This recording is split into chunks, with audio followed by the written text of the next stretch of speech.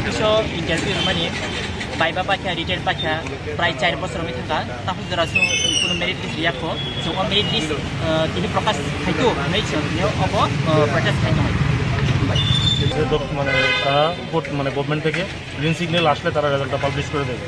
এই জিনিসটা বলার পরও 20-25 দিন চলে গেছে, তার পঞ্চায়েত ইলেকশনও ডিক্লেয়ার হয়ে গেল। তো তারপর বলছে যে এখন এনসিসি এখন কি করবে, এইরকমভাবে করে সময় যাচ্ছে, তো কোনো রেজাল্টের কোনো দেখা নেই। কিন্তু আমাদের রেজাল্ট পত্রপত্রিকা বিভিন্ন ইউটিউব বিভিন্ন জায়গাতে বলছে যে রেজাল্টের প্রসেস শেষ কমপ্লিট, এখন শুধু গভর্নমেন্ট থেকে গ্রিন সিগন্যাল দিলে তার রেজাল্ট দেবে। তাহলে গভর্নমেন্ট থেকে গ্রিন সিগন্যাল দিচ্ছে না কেন? এখন পর্যন্ত কত বছর হয়েছে এটা পরীক্ষা? 4 বছরের উপরে হয়ে গেছে, 4 বছর, প্রায় 5 বছর রানিং এসেছে যে আমরা রেজাল্ট আজকে নিয়ে যাব এবং ফাইনাল মেরিট দিতে তারা যাতে বাধ্য হয় আমাদের এরকম করার জন্য আমরা একটু শান্তিপূর্ণভাবে আন্দোলন করছি, যাতে তারা আজকের মধ্যে রেজাল্ট দিয়ে আমাদের মানে কী সাহায্য যাতে করে এবং প্রত্যেকটা বেকার ভাই যেন আমরা আগামী দিনের জন্য আরেকটু এগিয়ে পারি। আপনারা আমরা এখনো আছে প্রায় 100 জনের মতো লোক আছি এখানে।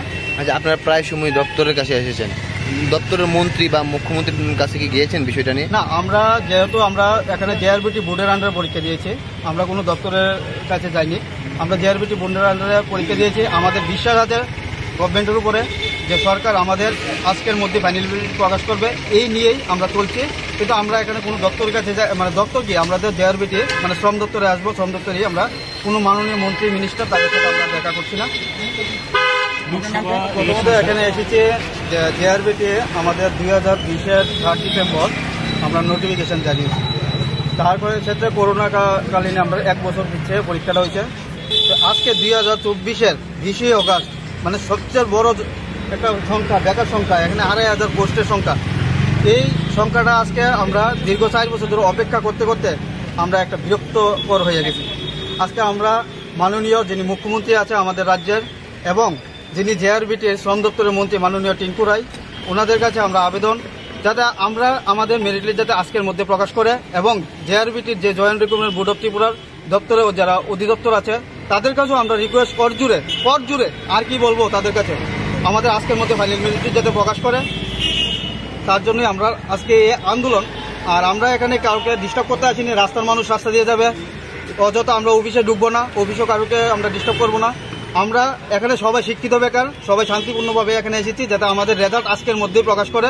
তার জন্য আমরা আমাদের প্রত্যেকটা লোকের পক্ষ থেকে আমরা করজুড়ে সবাই হাত জোর করে আমরা তাদের কাছে রিকোয়েস্ট জানাচ্ছি যাতে আজকের মধ্যে ফাইনাল মেরিট লিস্ট প্রকাশ করে। তার জন্য যে এর আগেও তো আপনারা এসেছিলেন, মানে কি 4 থেকে 5 বার আমরা এর আগে আসছি, প্রত্যেকবারই কয় এনসিসি রোগগুলো দেখায়।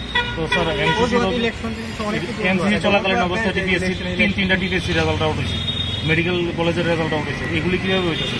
আমরা জেআরবিটির রেজাল্টটা হইতেছে না, এটা তো প্রত্যেকবার জিজ্ঞেস করলে একই কথা।